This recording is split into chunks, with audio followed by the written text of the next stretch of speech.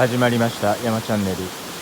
本日は長崎県五島列島高井旅海水浴場に来ております。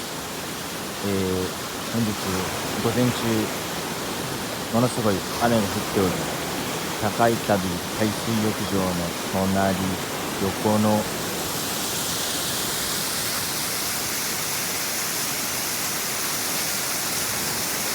ご覧ください。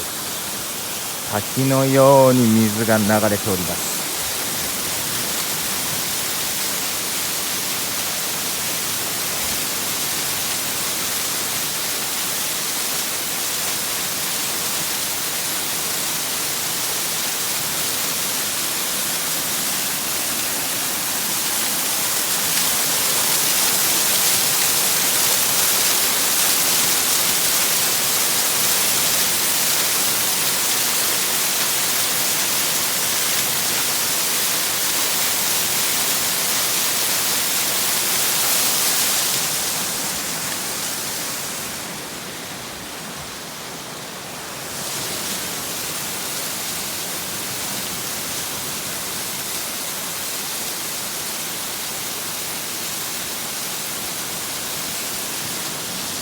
まさに雨の力、自然の恵みの山水でございます。それではまた来週。